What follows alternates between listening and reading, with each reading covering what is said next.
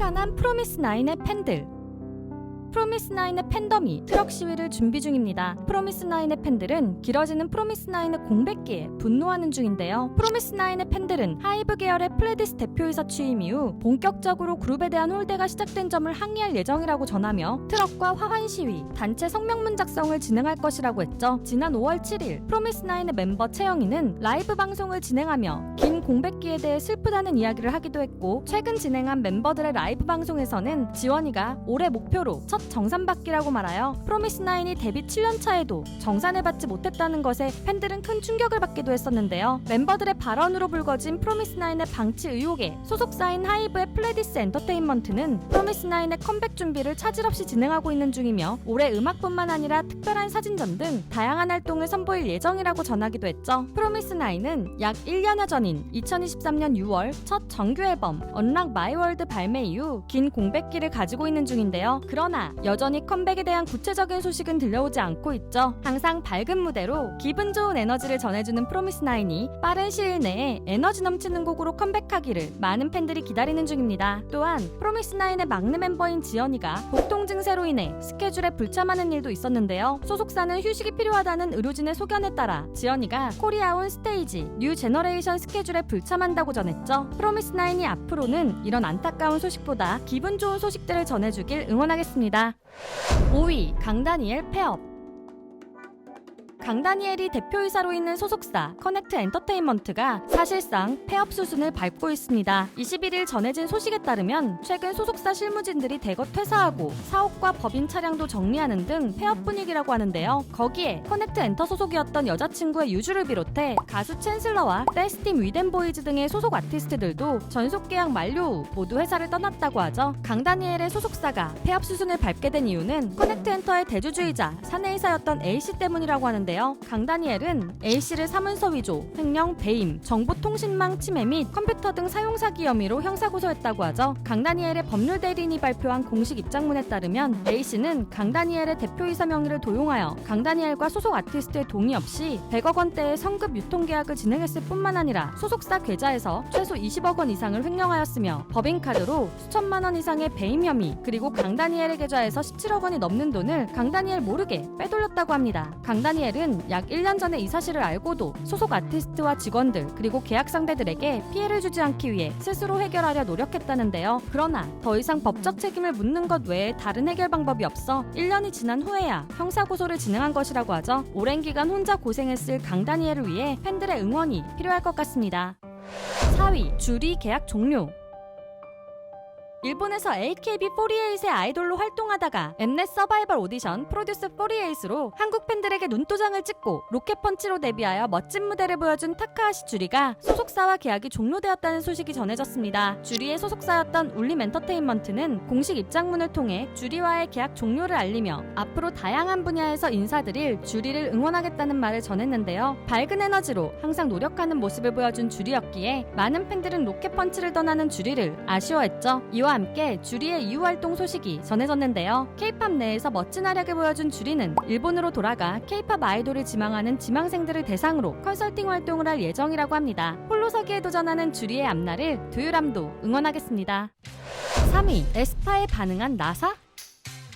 에스파의 인기가 심상치 않죠. 첫 정규 앨범의 선공개곡인 슈퍼노바가 국내 음원 차트 1위를 했을 뿐만 아니라 음악방송 1위, 중국 텐센트 뮤직 주간 1위, 중국 QQ 뮤직 뮤직비디오 차트 주간 1위, 스포티파이 글로벌 차트에서도 좋은 성적을 보여주며 글로벌한 인기를 보여주는 중인데요. 그러던 중 나사의 SNS 계정에서도 슈퍼노바의 가사를 이용해 초신성에 대한 과학적인 설명을 하기도 했습니다. 해외 팬들까지 에스파의 신곡에 반응하고 있는 중에 국내 팬들에게는 한 차례 난리가 나기도 했죠. 에스파의 정규 앨범 아마겟돈의 14만 5천 원짜리 앨범 버전 때문인데요. 앨범이 비싼 이유는 구성품에 CD 플레이어가 들어있기 때문이었죠. 예쁜 CD 플레이어의 모습에 에스파 팬들뿐만 아니라 다른 아이돌들의 팬들도 탐을 내서인지 이 앨범 버전은 올라오자마자 솔드아웃 되어버렸습니다. 애타게 기다리는 팬들을 위해 SM은 CD 플레이어 버전의 앨범 출고량을 더욱 늘려야겠네요.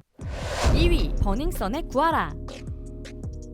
최근 영국의 방송사 BBC에서는 오래전 많은 K-팝 팬들에게 충격을 주었던 버닝썬 사건을 재조명하여 다큐멘터리로 보여주었는데요. 그 과정에서 관련 인물들의 행태가 더욱 자세히 나와 충격을 주었지만 한편으론 많은 팬들이 안타까워하는 한 걸그룹 멤버의 이름도 나왔습니다. 바로 카라의 구하라에 대한 이야기였는데요. 하라가 버닝썬 사건을 해결하는데 정말 중요한 역할을 해주었다는 것, 많은 사람들에게 충격을 준 정준영 단톡방에서 고위 경찰인 경찰총장이 누군지 알 수 있는 방법이 없었는데 하라가 단톡방 인물 중 한 명이었던 최종훈을 설득하여 경찰총장의 정체를 밝혀낸 것이었죠. 하라가 당시 취재하던 기자에게 연락하며 도움을 준 이유는 하라 자신도 비슷한 사건의 피해자였기 때문이었는데요. 과거 밝혀지지 않았던 하라의 용기 있는 사건이 알려지면서 많은 K-팝 팬들은 하라에 대한 그리움을 말하기도 했습니다. 다시는 K-팝에 이런 일이 벌어지지 않았으면 좋겠네요.